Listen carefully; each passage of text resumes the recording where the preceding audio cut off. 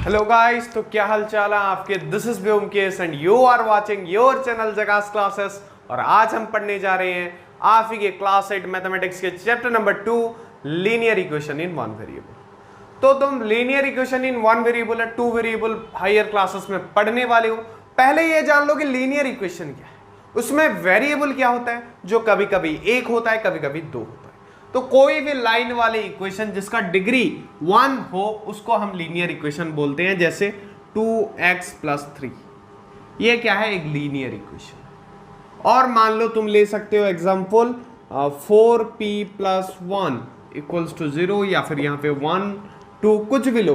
तो यहाँ पे लीनियर इक्वेशन के लिए क्या क्राइटेरिया है, ये है कि ये जो x है इसको वेरिएबल माना जाता है। देखो 2 हर जगह 2 है, पूरी दुनिया में पूरी कायनात में 2 ही होता है। और ये p भी पूरी कायनात में p नहीं होता है। 4 होता है, 1 का वैल्यू पता है, 3 का पता है, 2 का पता है, 4 का पता है। पर ये x और p क्या है, तो इनका वैल्यू क्या करता है, वेरी करता है। क्या करता है, वेरी करता है। और इसी को ही हम एक लीनियर इक्वेशन का वेरिएबल कहते हैं। क्या x² + 1 एक लीनियर इक्वेशन है? नहीं है, बिकॉज इसका जो डिग्री है, ये जो इक्वेशन है इसका जो डिग्री है वो 2 है, that is more than 1, so it is not a linear equation. पर ये एक लीनियर इक्वेशन है।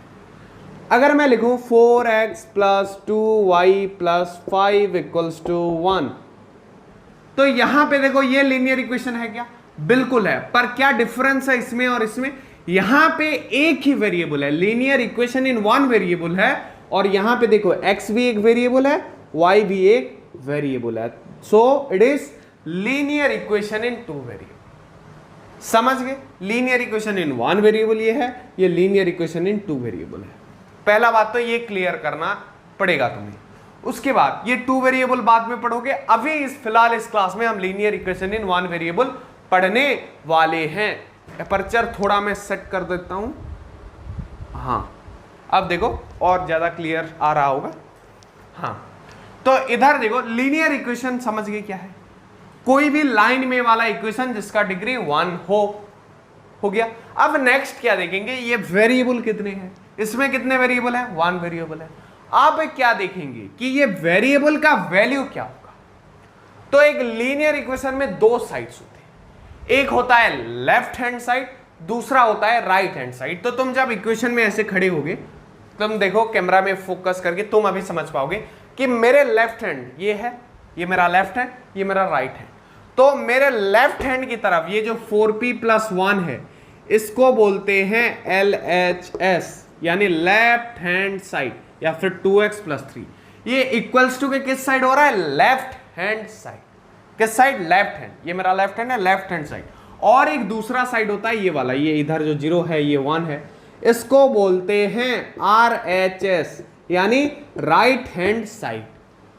समझ गए? ये जानना बहुत ही जरूरी है कि जो इक्वल्स टू के लेफ्ट तरफ है, लेफ्ट हैंड साइड, तुम ऐसे मुंह करके खड़े हो जाना। और तुम्हारे लेफ्ट तरफ जो है लेफ्ट हैंड साइड, राइट तरफ जो है राइट हैंड साइड। समझ गए? और बीच में क्या होता है, इक्वल्स टू का सिंबल। अब हम x की वैल्यू पता करेंगे। सो 2x + 3 = मान लो 0 है। तो x में ऐसा कौन सा वैल्यू पुट करें कि वो LHS will be equals to RHS। मतलब x में क्या लेने से ये सेटिस्फाई करेगा। मतलब 2x में ऐसा कौन सा वैल्यू पुट करूं कि ये जो होगा क्या होगा, जो यहां का आंसर निकलेगा 2x + 3 0 होगा। तो यहां पे मैं अगर फाइंड करके तुम्हें बोलूं तो ये होगा -3/2। If x is equals to -3/2 then 2 × -3/2, 2 से 2 मर गया, +3, -3 + 3 cancel 0। So it is equals to RHS। तो जो LHS जब RHS के बराबर हो जाता है x के या फिर वेरिएबल के, जो भी वेरिएबल है, अगर p हो तो p के जगह पे जो भी वैल्यू हो, जब RHS और LHS वेरिएबल के जिस वैल्यू में इक्वल हो जाते हैं उस वैल्यू को लीनियर इक्वेशन का सॉल्यूशन कहा जाता है। समझ गए? और एक एग्जांपल लेता हूं, चलो। जहां पे याद रखो, और एक बार ये स्टेटमेंट को ध्यान से नोट करो, या फिर जब x का वैल्यू कोई नंबर लेने पर, जो भी नंबर लेने पर LHS RHS के साथ इक्वल हो जाता है, या फिर x के जिस वैल्यू पर, जिस वैल्यू पुट करने पर LHS RHS के साथ इक्वल हो जाता है, उस वैल्यू को हम उस लीनियर इक्वेशन का सॉल्यूशन कहते हैं। समझ गए? अब यहां पे पुट करके देखो, एक और नंबर देता हूं। मान लो हम क्या कर रहे हैं, हमको एक लीनियर इक्वेशन दिया गया है 2x प्लस 8 इक्वल्स टू 18 मान लो दिया गया है, समझ गए? या फिर 16 दिया गया, जो भी लेना है ले लो, कोई एक क्वेश्चन सवाल मान लो 16 दिया गया। अब हमें क्या देखना है कि x का, और तुम्हें बोलेगा कि find solution of the linear equation 2x plus 8 equals to 16। तो हमें क्या देखना है, ये देखना है कि x का कौन सा वैल्यू ऐसा पुट करें कि यहां पे 16 निकले। तो इसको आंसर निकालने के लिए हम क्या करते हैं, मैथमेटिकली ये इक्वेशन को सॉल्व करते हैं। क्या करते हैं? सॉल्व करते हैं। कैसे करते हैं देखो, तो ये x को, जो वेरिएबल पार्ट है उसको एक तरफ रखो और बाकी सबको एक तरफ ले जाओ। तो यहां पे वेरिएबल पार्ट कौन सा है? 2x। सो 2x को इधर रखे और 8 को चलो उधर ले जाते हैं। मीन्स 16 तो इधर पहले से था और यहां पे क्या था? प्लस 8। और जब साइड चेंज होता है तो उसके सिंबल में चेंज आता है। मतलब अगर यहां पे ऐड हो रहा है तो इधर आके सब्सट्रैक्ट होगा, अगर इधर सब्सट्रैक्ट हो रहा होगा तो इधर जब जाएगा ऐड होगा, अगर यहां पे इनटू हो रहा है तो उधर जाके डिवाइड होगा, और अगर यहां पे डिवाइड हो रहा है तो उधर जाके इनटू होगा। समझ गए? अब देखो 2x इक्वल टू 16 माइनस 8 हो गया। This implies 2x equals to 16 minus 8 कितना? 8। अब x के साथ और कौन सा नंबर है जो हम उधर ले सकते हैं? 2। 2 यहां पे क्या हो रहा है? इनटू, यानी मल्टीप्लाई हो रहा है। तो जब साइड चेंज होगा क्या करेगा? डिवाइड करेगा। This implies x is equals to 8 divided by 2 that is equals to 4। तो मिल गया हमें x का वैल्यू, और अभी हम बोल सकते हैं कि the solution of linear equation 2x plus 8 equals to 16 is 4। या फिर अगर क्वेश्चन में दिया होगा कि solve 2x plus 8 equals to 16, then लिखना कि x का वैल्यू 4 होगा। समझ गए? So before I move to the next topic, pause the video and note it down. तो देखो नेक्स्ट और एक नंबर करेंगे, एक दो कर लेंगे तो प्रैक्टिस के साथ साथ तुम्हारा भी ना कोई भी नंबर इसके रिलेटेड आए फोड़ के आ जाना एग्जाम में। तो देखो थोड़ा कॉम्प्लेक्स बोलते हैं बच्चे इसको, पर मैं बोलता हूं ये भी आसान है। 15y4 minus 7x equals to 9। तो यहां पे इनको कॉम्प्लेक्स क्या लगता है पता है? ये फ्रैक्शन, पर इसमें कोई कॉम्प्लेक्स नहीं है। देखो कैसे सॉल्व करेंगे। तो जैसे मैंने बोला x वाला जो वेरिएबल पार्ट है उसको एक तरफ रखना, बाकी सबको दूसरे तरफ धकेलने का। तो इधर बस माइनस 7x को रखो, और इधर ये क्या है? 15/4 प्लस है, उधर जाएगा तो 9 ऑलरेडी था, माइनस 15/4 हो जाएगा, क्योंकि इधर ये प्लस था। कुछ नहीं है उससे पहले, उसका मतलब क्या है? प्लस है। अगर उससे पहले माइनस है तो माइनस है, कुछ नहीं है तो प्लस है, और प्लस है तो भी प्लस है। समझ गए? तो अब देखो एक, this implies minus 7x equals to 9 minus 15/4। कैसे होता है पता है? ये सब्सट्रैक्शन 4 इंटू 9 हो जाएगा, यानी 36 माइनस 15 और 4 ये कॉमन हो जाएगा डिनोमिनेटर। 36 माइनस 15 कितना होगा? अंदाजा लगाओ। ये करीबन जो होगा 21 होगा, करीबन नहीं पूरा एक्यूरेट 21 होगा, 21/4 आ गया। अब देखो this implies minus x equals to, ये 7 जाके डिवाइड करेगा 21/4 और इधर 7 कर देना, डिवाइड करना है ना तो नीचे ही इंटू होता है, डिविजन मतलब नीचे इंटू होना। तो 7 3, this implies minus x equals to कितना आया? 3/4। तो x इक्वल्स टू कितना आएगा? ये माइनस उधर चला जाएगा, माइनस 3/4। सर माइनस है उधर जाएगा तो प्लस नहीं होगा? नहीं, ये डायरेक्ट माइनस x उधर चला जाएगा तो प्लस x होगा, और ये 3/4 इधर चला आएगा तो क्या होगा? माइनस 3/4 होगा। तो उसी को मैंने एक स्टेप में लिख दिया। तुम चाहते हो तो वैसे पूरा सिंपली लिख देता हूं। देखो सिंपली कैसे लिखा जाता है, तुम समझने के लिए लिख दे रहा हूं, ये मैंने एक स्टेप में कर लिया, पर कंफ्यूज ना हो बोल के देखो। माइनस एक्स है, उधर जाएगा तो इक्वल्स टू के बाद जाएगा तो प्लस एक्स हो जाएगा, और ये 3/4 है, इधर आ जाएगा तो माइनस 3/4।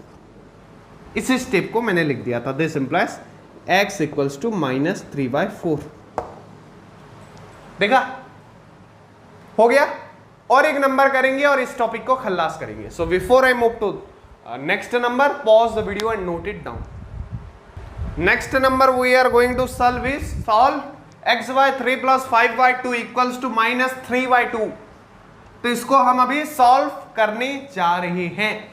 तो ये भी देखो कोई मुश्किल नहीं है, मैंने तो बता ही दिया है। देखो इक्वल्स टू x/3 को इधर रखते हैं वेरिएबल पार्ट को, और 5/2 वेरिएबल लिए तो उधर भेज देती है, तो माइनस 3/2 प्लस 5/2 उधर जाएगा तो माइनस 5/2। तो ये 2 कॉमन रहेगा नीचे, -3 - 5 equals to -8/2 that is equals to -4, क्योंकि 2 4 जा 8 हो गया। सर फटाफट कर लेते हो, ऐसा मत बोलना, ये बहुत धीरे है यार, और स्पीड भी है अपने पास। तो हमें क्या मिला, x/3 equals to -4। This implies x equals to -4 × 3 that is equals to -12।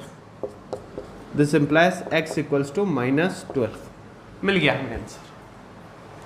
अरे सॉल्व हो गया, बहुत आसान है, बस साइड चेंज। और इसमें मैं इतना फोकस क्यों करा रहा हूं, ये सिंपल सी बात बहुत लोगों को लग रही थी, जिनको नहीं लग रहा था 3 क्वेश्चन करने के बाद आ गया होगा। नहीं हो रहा है और 2-3 लगा लो बुक खोल के, नहीं हो रहा है।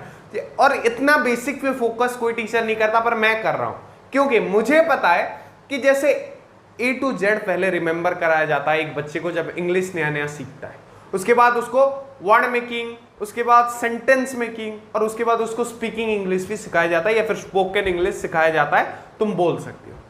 तो वैसे ही लीनियर इक्वेशन सीखने के लिए ये बेसिक चीजें आनी चाहिए। ये ABC है लीनियर इक्वेशन का, ये नहीं आएगा तो कुछ नहीं आएगा। तो इसके ऊपर मैं इसलिए फोकस कर रहा हूं। थोड़ा सा भी कहीं पे डाउट है तो 1-2 बुक से लगा लो, मैं बोल रहा हूं, समझ गए। तो जितना टाइप के सवाल हो सकते थे मैंने तो करा लिए, इससे और कॉम्प्लेक्स तुम्हारे क्लास में तो नहीं पूछे जाएंगे। So before I move to the next topic, pause the video and note it down.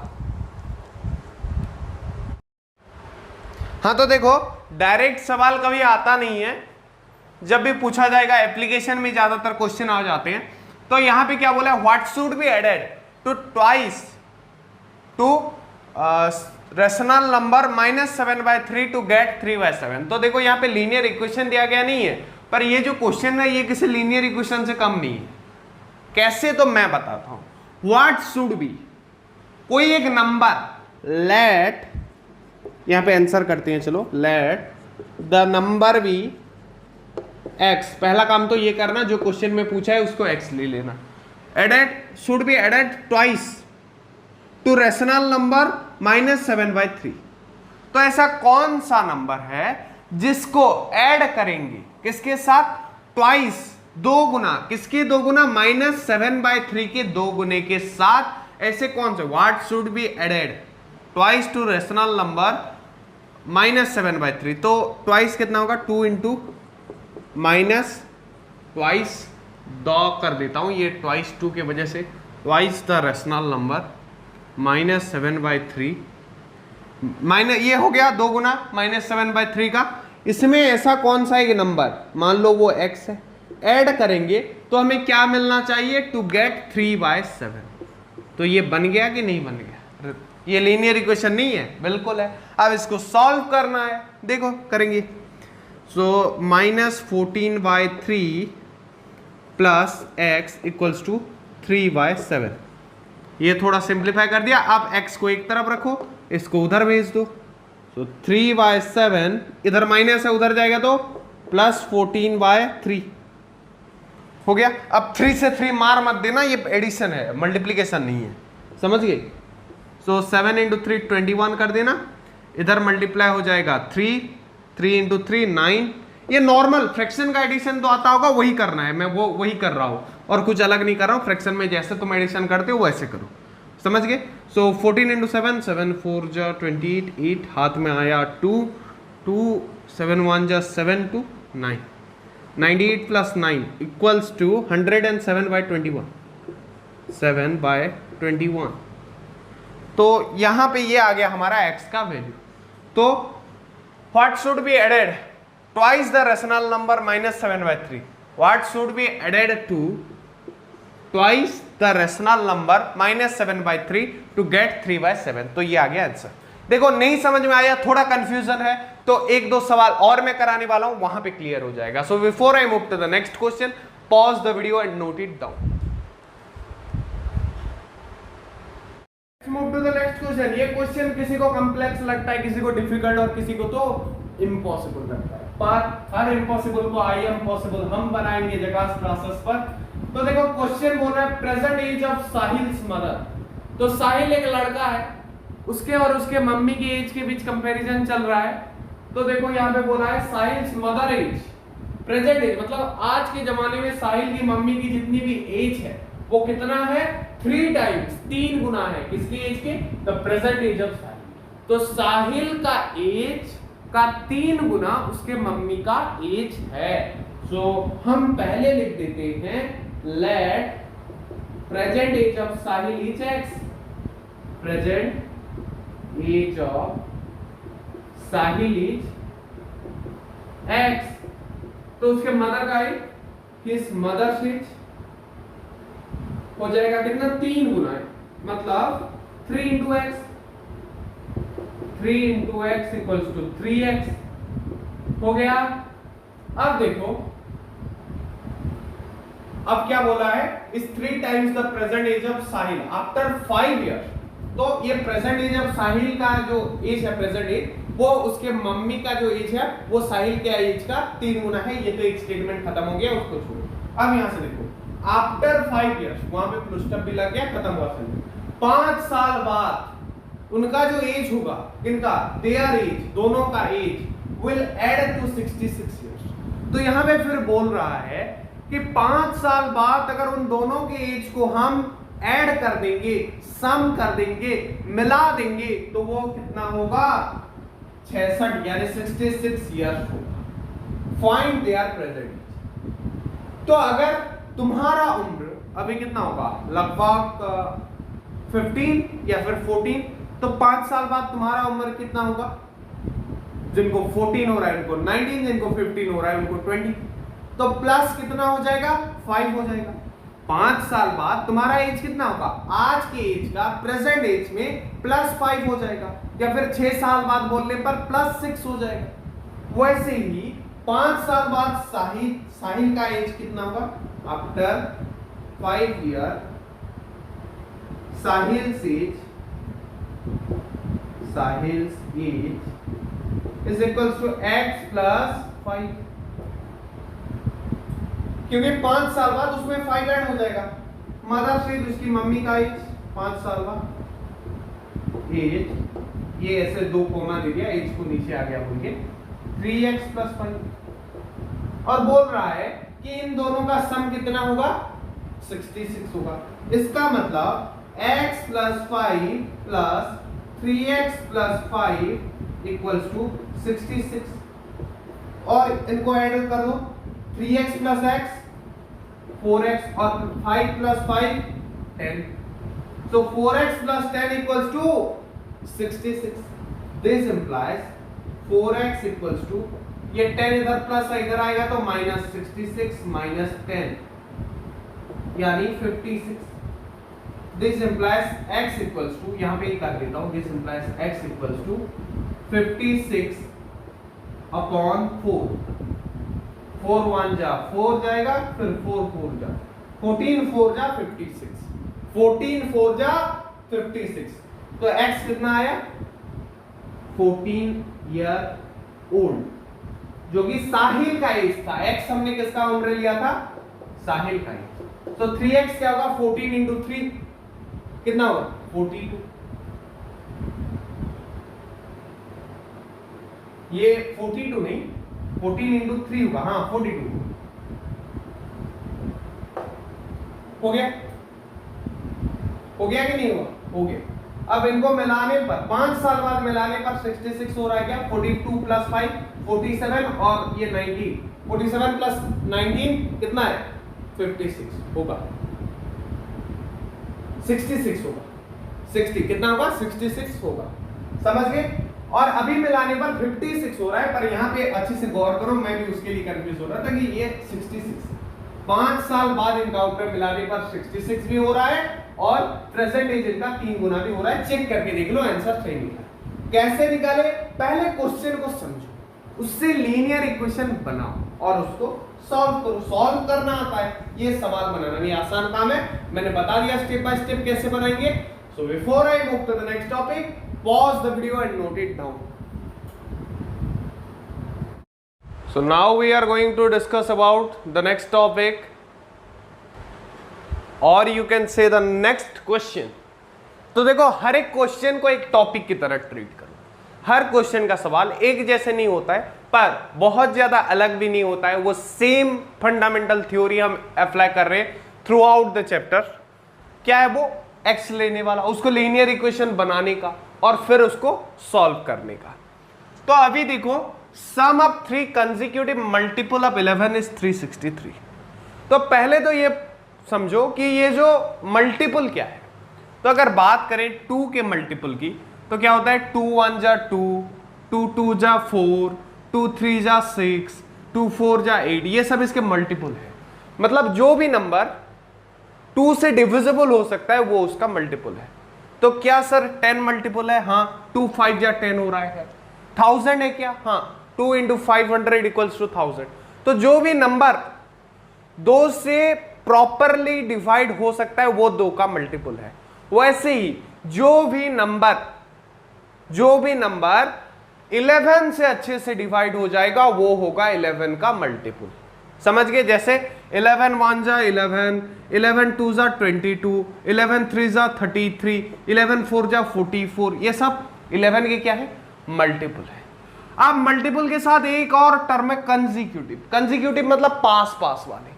जैसे कंसेक्यूटिव नेचुरल नंबर बोलने से 1, उसके बाद 2, उसके बाद 3 होता है, वैसे कंसेक्यूटिव मल्टीपल बोलने पर देखो ये 3 कंसेक्यूटिव मल्टीपल होंगी। आंसर नहीं बोल रहा हूं, कंसेक्यूटिव मल्टीपल का एग्जांपल दे रहा हूं। 11 1 जा है, उसके बाद 22 है, 11 2 जा, उसके बाद 11 3 जा 33 है। तो कंसेक्यूटिव कैसे हुए, ये पास पास के हैं। सर ये 22 और 44 पास पास के नहीं है, नहीं, इनके बीच एक 33 आ रहा है। और हमेशा याद रखना कि between the gap between 2 consecutive multiple, gap between 2 consecutive multiple, मान लो ये कंसेक्यूटिव मल्टीपल है 2 और 4, किसके, 2 के, तो इनके बीच डिफरेंस भी कितना होगा, 2 होगा। 4 और 6 कंसेक्यूटिव मल्टीपल है, तो इनके बीच भी डिफरेंस क्या होगा, 2। तो वैसे यहां पे देखो 11 और 22 के बीच डिफरेंस कितना है, 11। तो जितने भी मल्टीपल के बीच डिफरेंस 11 होगा वो सब क्या होंगे, कंसेक्यूटिव मल्टीपल होंगे। तो समझ गए। अब हम कंसीडर कर सकते हैं late one multiple is x। मान लो एक मल्टीपल उन 3 में से x है, तो दूसरा कितना होगा, हमें पता है कि उनके बीच डिफरेंस कितना होता है, 11। देन another each, या फिर another r, 2 लिखेंगे ना, r दूसरा क्या, x से 11 ज्यादा होगा या फिर 11 कम होगा, ज्यादा वाला लेते हैं, चलो x सबसे छोटा वाला लेते हैं, तो उसके बाद x प्लस 11 एक होगा। दूसरा जैसे x मतलब ये 11 हुआ, 11 प्लस 11 22 हुआ, फिर 11 प्लस 11 22 प्लस 11 33 हुआ। तो वैसे ही तीसरा कौन सा होगा, x प्लस 11 प्लस 11, जिसको हम लिख सकते हैं x प्लस 22 हो गया। ऐसे हमने मान लिया। अभी हमें बोला है कि इनका सम कितना है, 363 है। This implies x plus 11 plus x plus 22 is equals to 363 is equals to, इनको मिला दो, x कितने हैं, 3 है, तो 3x और ये कितना है 22 plus 11 33। So 3x plus 33 equal to 360. This implies 3x equals to 363 minus 33 is equals to 330 हो गया। This implies x equals to 330 by 3, 3 1 जा 3, 3 1 जा 3, 3 0 जा 110। तो x का वैल्यू कितना आया 110। सो द 3 जो 3 मल्टीपल होंगे वो कितना होंगे, एक x प्लस 11 था मतलब 121 और तीसरा 132। ये आ गया हमारे 3 मल्टीपल जिनका सम इतना होगा। समझ गए कैसे निकाले, एक को x लिए दूसरे को x प्लस 11। तो ऐसे मान लो तुम्हें दिया गया 12 का मल्टीपल, तो क्या लेना, एक अगर x है दूसरा x प्लस 12, तीसरा x प्लस 12 प्लस 12। तो ऐसे नंबर आए तो फोड़ के आ जाओगे एग्जाम में, बहुत आसान है। नहीं आया समझ में, और एक बार इस वीडियो को मैं बोलता हूं, वीडियो में कितना टाइम जा रहा है। हमने क्लास 9 का मैथमेटिक्स 7 घंटे में खत्म कर दिया, साइंस 8 घंटे में, जो कि एक बच्चा चाहे तो दिन में पढ़ सकता है। तुम जो स्कूल जाते हो वो 6 घंटे का शेड्यूल होता है। तो उतने टाइम में हम टर्म 1 पूरा नहीं पर टर्म 1 सिलेबस खत्म कर दे रहे हैं। टोटल सिलेबस की बात करूंगा, तुम्हारा भी तो टर्म में एग्जाम होता है ना। हाँ, कुछ परसेंट नेक्स्ट में अगर पूछा भी जाता है, कुछ स्कूलों में, कुछ में नहीं भी जाता है। तो अगर मैं बोलूं तुम्हारा सिलेबस भी खत्म करने में 10 12 15 घंटे से ज्यादा नहीं लगेंगे एक सब्जेक्ट का, तो बोलता हूं वीडियो जब तक समझ में ना आए तब तक देखना चाहिए। समझ में आए तो भी बार बार देखना चाहिए, क्योंकि वो रिविजन हो जाता है। समझ रहे हो? तो देखो इसको सबको नोट करो, कैसे हुआ पता चल गया answer. So before I move to the next question, और कराऊंगा तो मैं पूरा मास्टर करा के जाऊंगा इस कंसेप्ट में। So before I move to the next question, pause the video and note it down. So now we are going to discuss about the question. ये क्वेश्चन बहुतों को बहुत डिफिकल्ट लगता है भी मैं बोलूंगा, पर अगर थोड़ा ध्यान से देखें तो बहुत आसान क्वेश्चन भी ये है। देवेसी एक लड़की है, has a total of 590 rupees, ये रुपीज का सिंबल है, मतलब उसके पास 590 रुपया है, पैसे हैं, in form of 10 rupee, 20 rupee and 50 rupee note. तो उसके पास किस हिसाब से हैं, 10 रुपए के नोट, 20 रुपए के नोट और 50 रुपए के नोट्स हैं, 100 और 500 के नहीं है। तो इन्हीं के फॉर्म में टोटल 590 रुपया है। Ratio of 50 rupee and 20 rupee note is 3:5। तो इसका मतलब ये है कि अगर उसके पास 50 रुपए के नोट 3 हैं तो 20 रुपए के नोट 5 है, मतलब उस रेशियो में है बोल रहा है। If she has a total of 25 notes, find the number of each notes, ये क्वेश्चन था। तो देखो तुम समझ जाओ यहां से कि पहला काम हमें क्या करना है, ₹50 is to ₹20 is equals to 3:5। तो यहां से साफ साफ ले लेना, लेट नंबर ऑफ ₹50 नोट, यहां पे किस रेशियो 50 के पास आ रहा है, 3 is 3x, then number of 20 rupee note is 5x। कहां से मिला हमें, रेशियो से। तो यहां से मैं बोल सकता हूं टोटल नंबर ऑफ नोट कितने हैं, 25। Number of 10 rupee note, number of 20 rupee notes plus number of 50 rupee note, तीनों मिला के 25 हो रहा है। तो नंबर ऑफ 10 रुपी नोट हमें कहां से मिल जाएगा, नंबर ऑफ 10 रुपी नोट, ये हमें मिल जाएगा 25 से माइनस कर देंगे क्या, number of 20 rupee note 5x plus 3x। अरे टोटल देखो, टोटल 25 नोट है उसके पास, उसमें से 5x किसका है, 20 रुपी नोट 5x है और 50 रुपी नोट 3x है। तो दोनों मिलके अगर काट देंगे तो हमें 10 रुपी नोट का नंबर मिल जाएगा। अब इसमें वैल्यू पुट कर दो, जैसे 50 रुपी नोट अगर 3 है तो उसका वैल्यू कितना होता है, 150, मतलब 50 इंटू 3। वैसे 50 रुपी नोट अगर 3x है तो उसका वैल्यू कितना होगा, 3x इंटू 50 हो गया, प्लस 20 रुपी नोट 5x है, उसका वैल्यू कितना होगा, 20 इंटू 5x। समझ रहे हो कि नहीं हो, समझ रहे हो। 10 रुपी नोट 10, उसका वैल्यू क्या होगा, 10 इंटू 10। 10 रुपए नोट 50 है तो उसका वैल्यू 10 इंटू 50। वैसे अगर 20 रुपी नोट 5x है तो 20 इंटू 5x। वैसे 50 रुपी नोट 3x है तो 3x इंटू 50। समझ गए।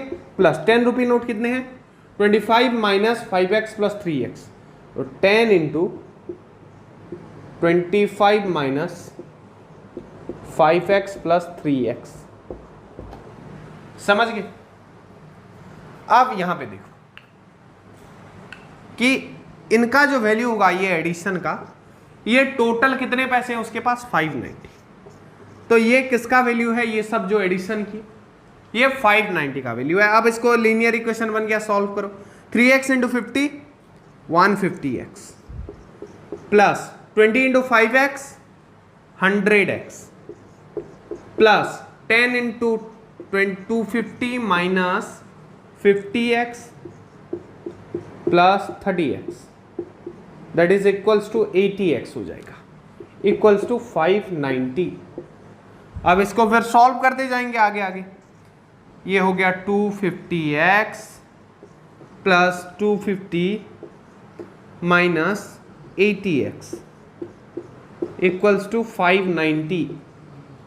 दिस इंप्लाइज 250 से 80 काट दो, कितना बचेगा 170x इक्वल्स टू 590।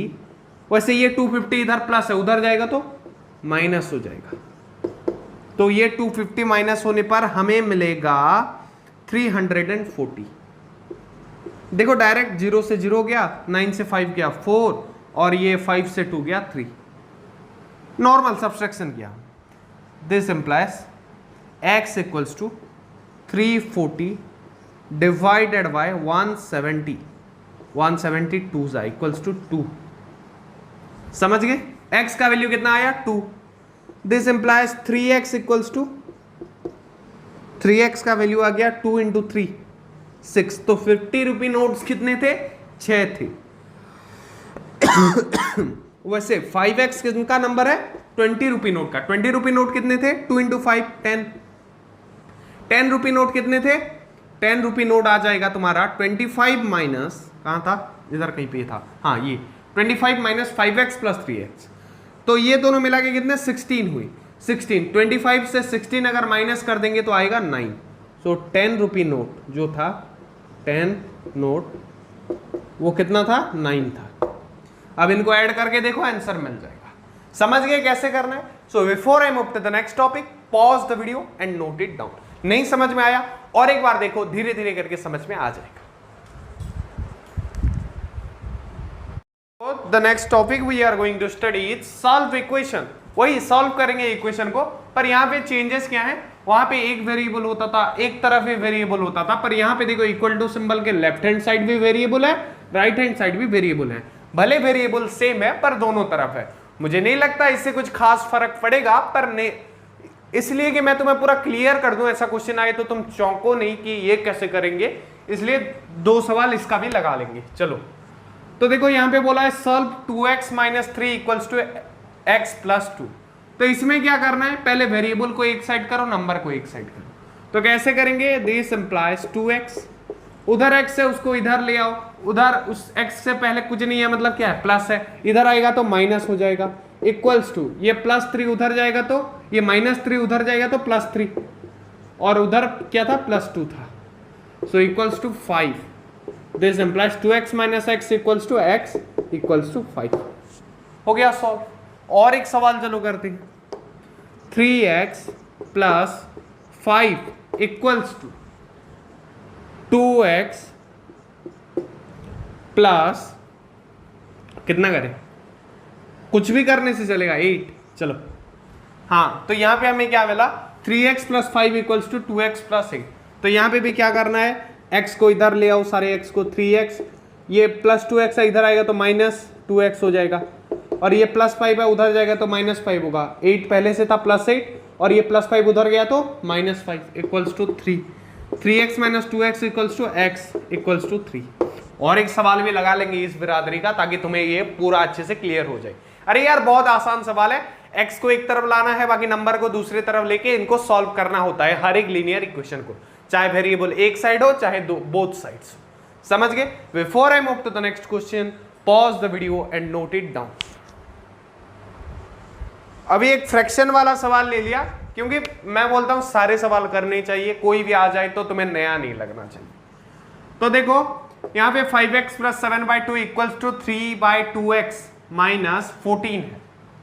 अभी x को एक तरफ ले आओ 5x, उधर क्या है 3/2x, क्या है पहले कुछ नहीं है तो प्लस है, इधर आएगा तो माइनस हो जाएगा, माइनस 3/2x हो गया, इक्वल्स टू -14 पहले से है, और ये 7/2 क्या है, प्लस है, उधर जाएगा तो माइनस हो जाएगा।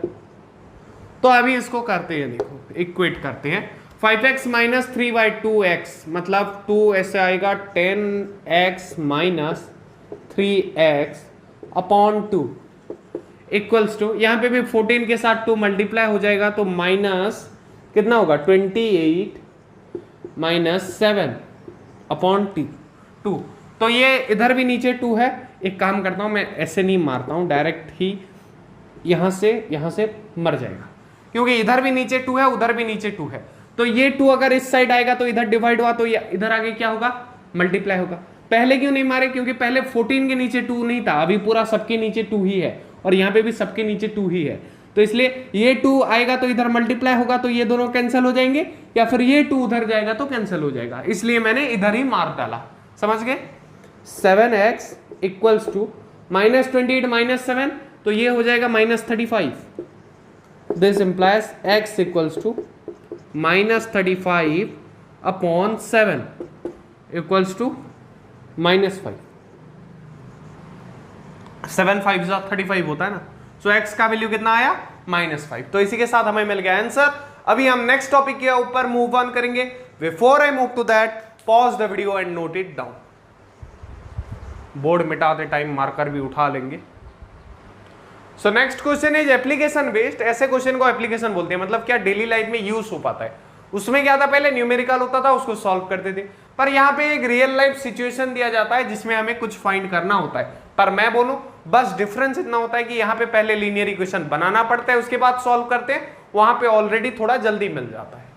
तो देखो, Arjun is twice as old as Shriya. तो जो अर्जुन का उम्र है वो श्रिया के उम्र का ट्वाइस मतलब 2 गुना है। तो अर्जुन जितने भी साल का है, श्रिया का जो उम्र है उससे आधा है बोल सकते हो, या फिर श्रिया का जितना भी एज है या फिर उम्र है उसका 2 गुना अर्जुन का एज है या फिर उम्र है बोल सकते हो। 5 ईयर एगो, जबकि 5 साल पहले हिच एज वाज मतलब अर्जुन का age was 3 times Shriya's age. तो यहां पे मोटा मोटा बोलूं तो आज के जमाने में अर्जुन का एज श्रिया के एज के 2 गुना है, जबकि 5 साल पहले अर्जुन का एज श्रिया के एज के 3 गुना था। समझ रहे हो। तो कंडीशन को पहले लो। पहले हमेशा मैं बोलता हूं कि जो छोटे वाले उम्र है उसको x ले जाना, क्योंकि आसान रहता है। बड़े वाले को भी ले सकते हैं। अर्जुन का एज को अगर x लेंगे तो श्रिया का एज x/2 प्रेजेंट एज, और अगर श्रिया का एज x लेंगे तो अर्जुन का एज 2x।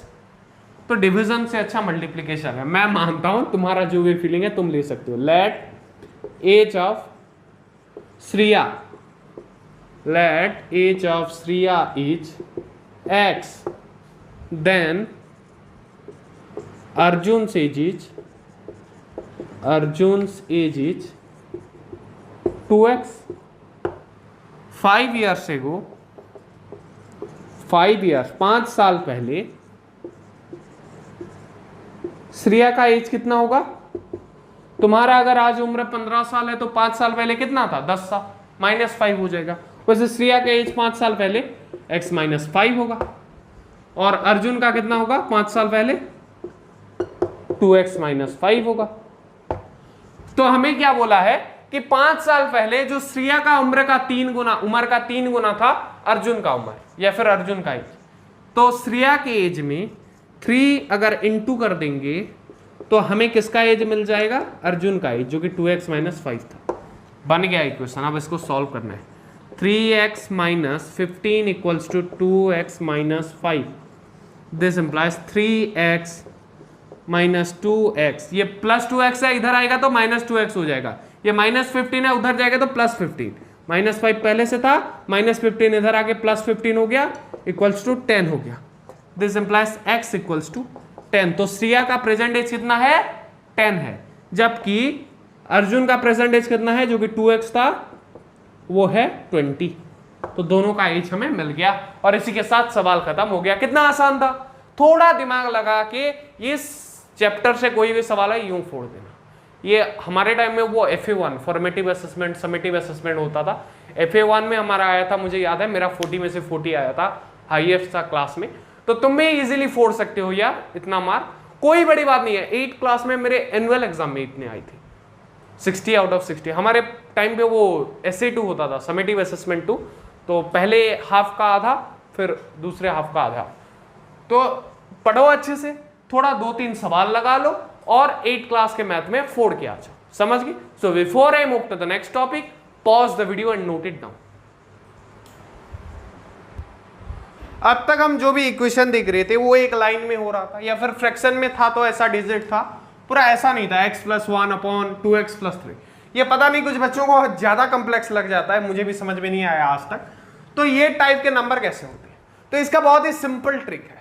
मैं बोलता हूं तुम्हें आता है, कर सकते हो, बस इसको अभी बुक में और एक नाम दे दिया क्रॉस मल्टीप्लीकेशन बोल के, या फिर इसको रिड्यूस करना बोलते हैं। तो मैं बोलता हूं इस पे ध्यान मत दो, मेरी बात सुनो, क्या करना है। बुक में 2 स्टेप में किया है, मैं 1 स्टेप में करता हूं इस सबको।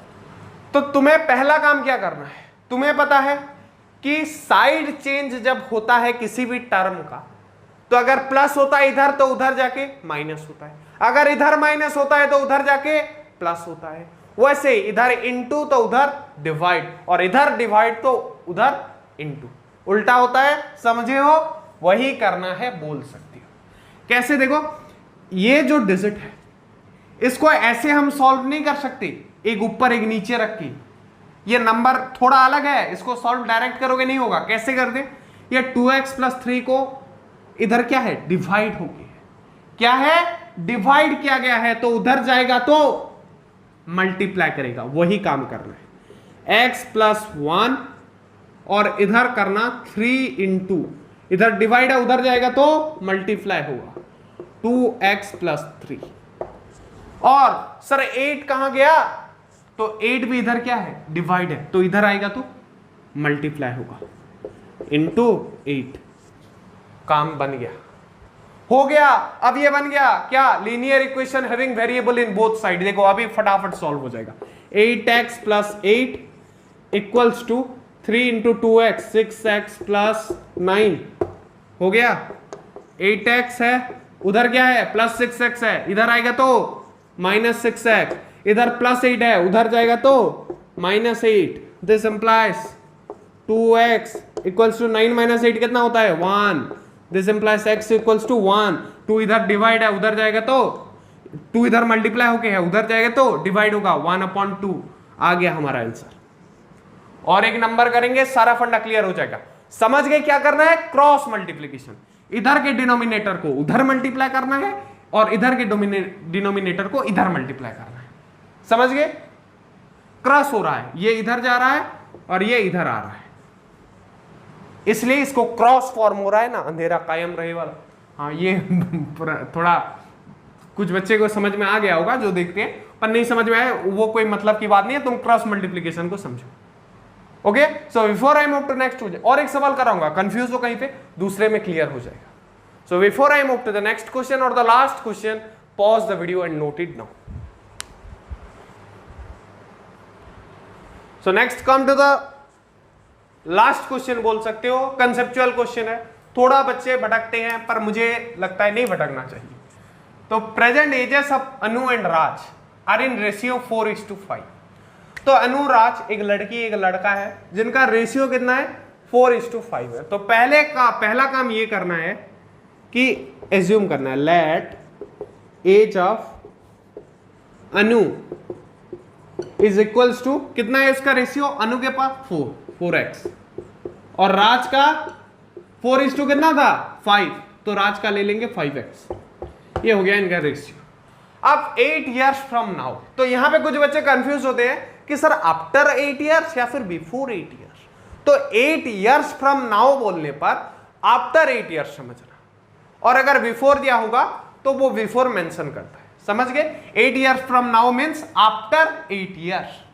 समझ गए, the ratio of their ages will be 5:6। तो जो 8 साल पहले इनका कुछ रेशियो ऐसा था, 5:6 था। 8 साल बाद इनका रेशियो 5:6 था। मैं खुद तुम्हें समझा रहा हूं, खुद अभी, तो ये कंफ्यूज नहीं होना। 8 years from now always means after 8 years। समझ गए, सो आफ्टर 8 years इनका एज कितना होगा, तुम आज 15 साल के हो, 8 साल के बाद कितने होगी, 23। जो 14 के हैं वो 22 के। समझ गए? आफ्टर 8 ईयर्स अनु का अभी कितना है 4x, सो 8 साल बाद 4x प्लस 8। राज का अभी कितना है 5x, 8 साल बाद 5x प्लस 8 हो गया।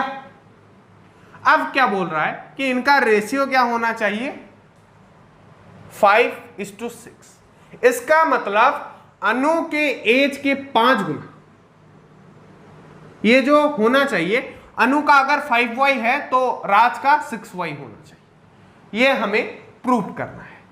तो कैसे प्रूव करेंगे? तो इसमें सबसे जो कॉम्प्लेक्स चीज होता है वो ये होता है कि इन रेशियो में दिया है तो ये सवाल सबसे सॉल्व नहीं होता। तो मैं इतना कहना चाहूंगा कि इन दोनों को नोट करो, एक लाइन में डायरेक्ट इक्वेशन करेंगे तो अच्छा होगा। यहां पे स्पेस खत्म हो जाएगा तो कंफ्यूजन होने के चांसेस हैं। तो इसको पूरा इरेज करके बस ये 2 लाइन को लेके हम सॉल्व करने वाले हैं। Before that pause the video and note this down. चलो देखो, तो इनका रेशियो क्या है बोल रहा था 5:6। क्या था 5:6। कब? 8 साल बाद। तो अभी ये पता है कि 8 साल बाद अनु का age after 8 years Anu upon Raj will be equals to 5/6। तो 8 साल बाद उनका एज लिख लो 4x plus 8 upon 5x plus 8 हो गया। अब क्या करते हैं हम? Cross multiplication. 6 उधर जाएगा, 5 में ये मल्टीप्लाई होगा। 5 into 5x 25x, 5 into 8 40, 6 into 4 24x, 6 into 8 48 हो गया। अब सॉल्व हो जाएगा। देखो ये 25x है, उधर क्या है प्लस 24x है, इधर आएगा तो माइनस 24x, इधर प्लस 40 है, उधर जाएगा तो माइनस 40, पहले 48 था minus 40। This implies x equals to 8। मिल गया आंसर। पर हमें क्या निकालना है? राज और अनु का प्रेजेंट एज। पर क्या x था किसी का एज? नहीं था। कितना था? 4x। अनु का एज कितना था? कितना है अभी? है, था नहीं है 4x। क्वेश्चन में था और अभी है। So 4 into 8, 8 4 जा 32। और राज का एज कितना है 5x। 5x इक्वल्स टू, अरे ये तो 40 का हो गया। हमें लगा हमारे जैसे कुछ बच्चों का एग्जाम्पल है, नहीं ये बहुत बड़े हैं हमसे। तो 40 और 32 हो गया। समझ गए? क्लियर है? ये क्लियर हो गया। कैसे निकाला? स्टेप बाय स्टेप बता दिया। पहले क्या एज्यूम किए? Present age. किस हिसाब से? 4:5 रेशियो था तो 4x 5x लिए। उसके बाद 8 ईयर्स के बाद मतलब +8 कर दिए। तो 8 ईयर्स के बाद रेशियो क्या था उसमें बस डाल दिया और फिर इक्वेशन बन गया। क्रॉस मल्टीप्लीकेशन के थ्रू x का वैल्यू फाइंड करके इनका प्रेजेंट एज हमने निकाल दिया। और इसी के साथ ये चैप्टर होता है एंड। कैसा लगा? मजा आया होगा? कमेंट सेक्शन में जरूर लिखना। तो मैं लेता हूं तुमसे विदा। मिलते हैं अगले वीडियोस में। तब तक चैनल में जाओ, उसके बाद थोड़ा ऐसे स्वाइप करके प्लेलिस्ट में जाओ। पहले क्लास 10 फिर क्लास 9, ऐसे स्क्रॉल करने के बाद क्लास 8 आएगा, जहां पे तुम्हें मैथमेटिक्स साइंस दोनों का प्लेलिस्ट मिल जाएगा, ऑल चैप्टर्स का। तो मैं लेता हूं तुमसे विदा। मिलते हैं अगले वीडियोस में। तब तक पढ़ते रहो कहां से, जैसे बताया, और झकास क्लासेस के वीडियोस देखते रहो। जय हिंद, वंदे मातरम।